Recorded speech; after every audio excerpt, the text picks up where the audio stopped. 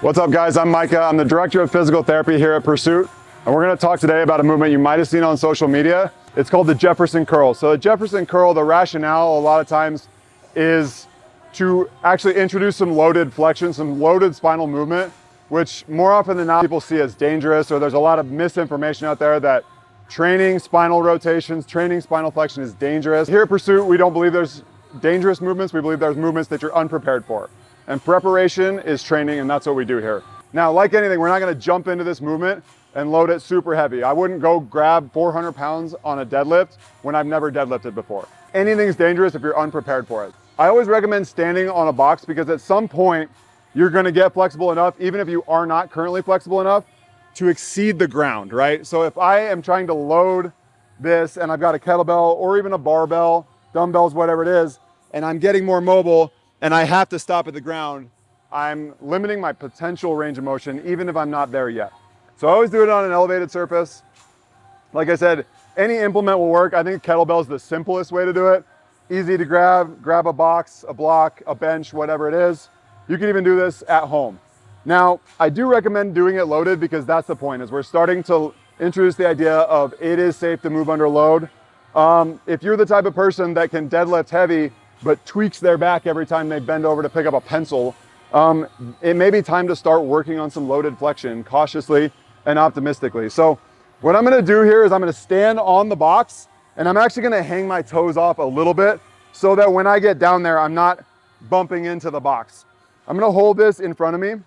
Now, the biggest thing you'll see, the biggest mistake you'll see is people try to hip hinge. And we teach hip hinges a lot here. But the problem is that's a hip movement. That's me trying to keep a neutral spine. In this case, I want to keep my hips out of it and bend exclusively from the spine. So I'm going to throw my hips forward. I'm going to even tuck them a little bit. And I want you to think of starting with your head and moving one vertebrae at a time all the way down your spine, ending with your tailbone. Okay? So I'm going to tuck my chin and I'm going to kind of start flexing into my upper back and shoulders. Weight staying really close to me.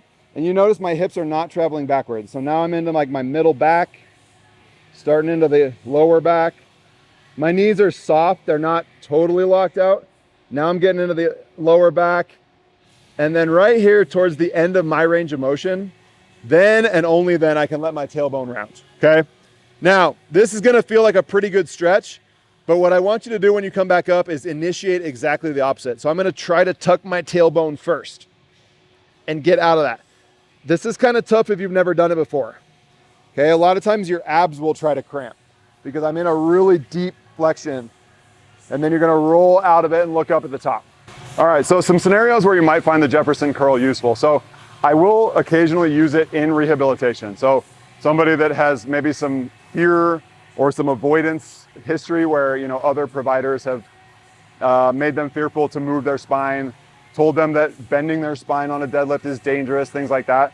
A lot of times I'll do that just to introduce the movement. Like, hey, it's okay. If we do it under control, it's okay to move your spine. Now, that being said, this movement's not magic any more than any other movement for low back pain. Low back pain is best rehabbed by introducing previously painful movements in small doses, gradually as we build up the tissues. And this is a good example of that.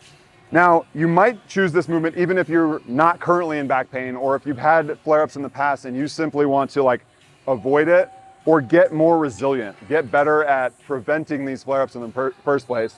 Yes, I can deadlift heavy, but I can also flex my spine under load heavy, which just makes me more adaptable and makes me more prepared for whatever life may throw at me.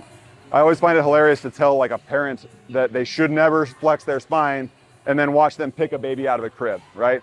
That is spinal flexion. Spinal flexion, spinal rotation are normal parts of our daily life. And the rationale here is why not train it, okay?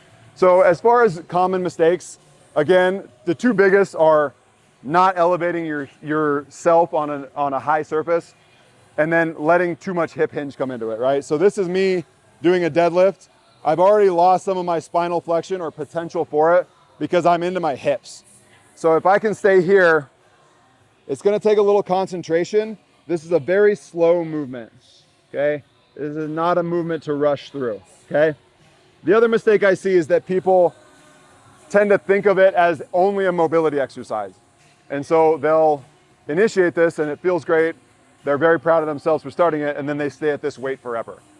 I'm a big fan of treating it like any other strength training movement, which is, yes, I started light, I started cautiously, but I'm trying to build up these tissues and I'm trying to make them more and more and more adaptable, which means I have to employ progressive overload on this movement like any other.